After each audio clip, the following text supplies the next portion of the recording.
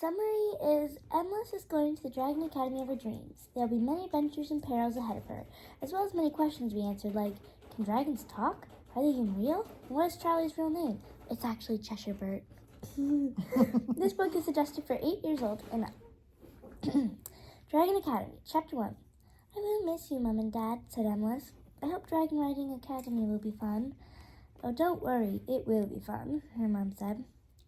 I wonder what dragon I'll get, thought Emless. There, her dad said. Here are your packs. Thank you, Dad, said Emless. The next day, Emless's family stood outside the academy. It's amazing, Emless breathed. Students were scattered everywhere saying goodbye to their parents. The academy itself was very large and made of stone and fireproof wood, as so the dragons wouldn't catch on fire. A tall woman strode up to her parents and they started talking. Meanwhile, Emless's eyes wandered around the academy grounds. There were 5 more young female students and 6 young male students, all in which she noted in her head. All right, the tall woman said, clapping her hands together.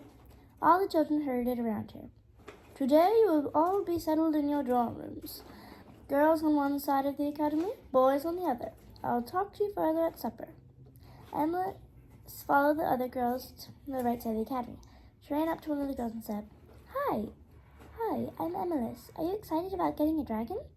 The girl didn't respond and she quickly walked away.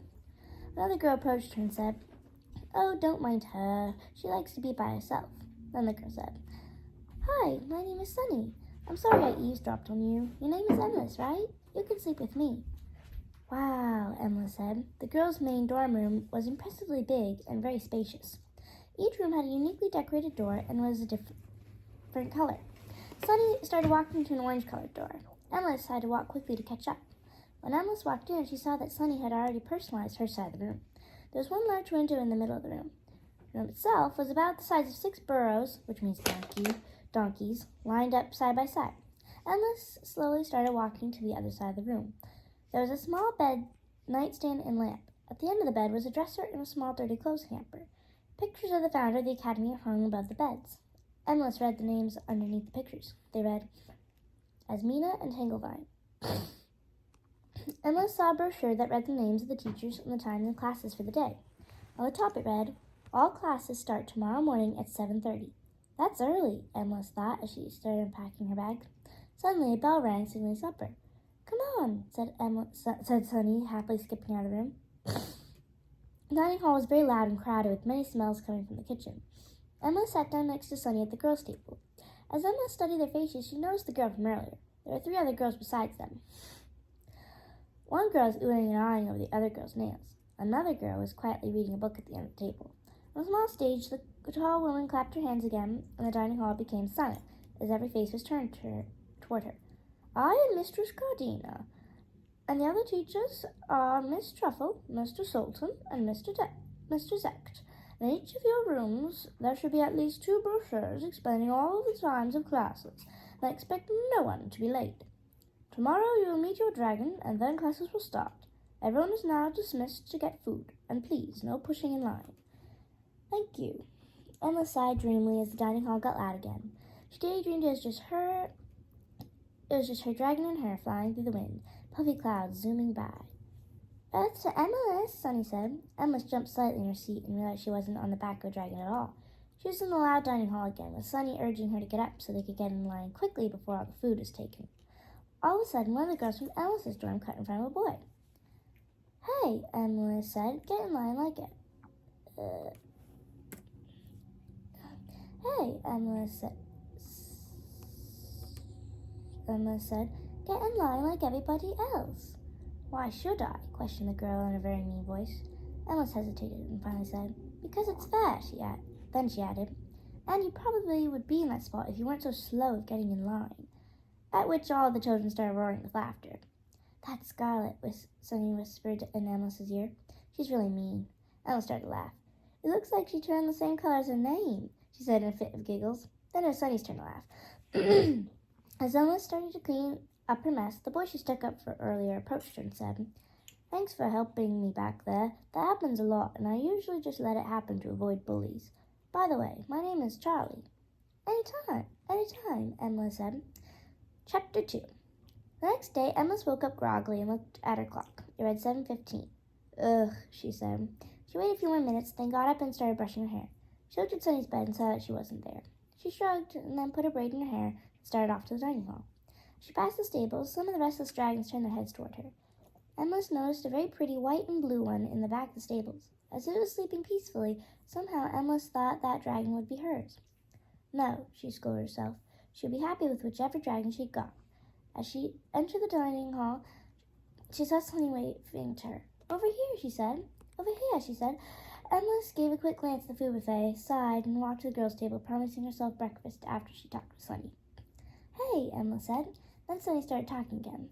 I'm sorry I didn't wake you up. You just look so peaceful. I wouldn't be able to forgive myself if I did. It's all right. I'm going to go get some food. Then I'll come back, Emless said. In line at the buffet table, Emless saw scrambled eggs, toast, milk, sausage, fruit, and bacon. She thought. Emless noticed the dining hall thinning out, and she wondered what was the matter until she looked at her watch, and it read 7:20. She hurried through the line, sat at the table, and shoveled food in her mouth as fast as she could. And Sunny, being the kind friend she was, waited for her. When she finished, Emless quickly threw away her scraps of food and hurried after Sunny. Emless and Sunny quickly wriggled through the crowd to the front and gasped. There were at least 12 or more vibrantly colored dragons standing a few feet away from them, eagerly waiting to be partnered. There were white, blue, red, gold, silver, purple, pink, and green dragons. Emless gave a happy sigh when she had found the blue and white dragon. Mistress Gardena started naming the girl students to be paired with their dragons in alphabetical order. Bree and Roseblush, Carmilla and Silverstreak, Emless and Cloudbreaker. Emless finally let out a breath she hadn't realized she was holding as the blue and white dragon stepped toward her. Felicia and Yellowbolt, Scarlet and Golden Sprite, and Sunny and Grey Moon. Meanwhile, on the other side of the academy, Charlie was getting ready to be paired with his dragon. He hoped it wouldn't be a show-off and wouldn't draw attention to him. Mr. Sultan, the groom and care teacher, was pairing off the boys with their dragons, also in alphabetical order. Goal and Northwind, Charlie and Firepuff, Esmelton and Diamond Heart, Stewart and Whiptail, Thomas and Summerglade, and Weston and Blue Rain. The next class was Geography and Anatomy with Mr. Zect, followed by a groom and care lesson with Mr. Sultan. Phew, that was tiring, Sunny said, collapsing on the bench at the girls' table in the dining hall as Mistress Gardena started the noontime announcement. After lunch, you may have free time until 2 o'clock. I expect no one to be late to my writing class. Enjoy your food.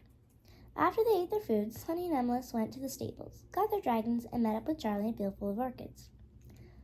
There you are. I've been waiting forever, Charlie joked. So how do we do this? Sunny asked. What do you mean? Emless said. I mean, can our dragons talk? How are we supposed to bond with them? I thought it would just happen when we take care of them and ride them, said Charlie. How about we consult the brochure? Emless suggested. They all agreed and started for the girls' dorm. Suddenly, something whispered in Emless's ear. Don't forget that Charlie can't go in the girls' dorm. Emless put the palm of her head on her forehead. How could I forget, she thought. She was just about to say so when suddenly another thought struck her. Who had whispered to her? She turned around and went face to face with Cloudbreaker. Can you talk? Emless murmured to the dragon. And then it's chapter 3. And I left you. We'll stop videoing for chapter 3, but really good. And how many chapters do you have in this book so far? 3 so far. Okay, so you have one So more basically chapter. 2.5. It's going to be good. How many chapters is it going to be before it's over, do you think? Maybe 10 or 12. 12 or less. Cool. Okay. Good job, Mia.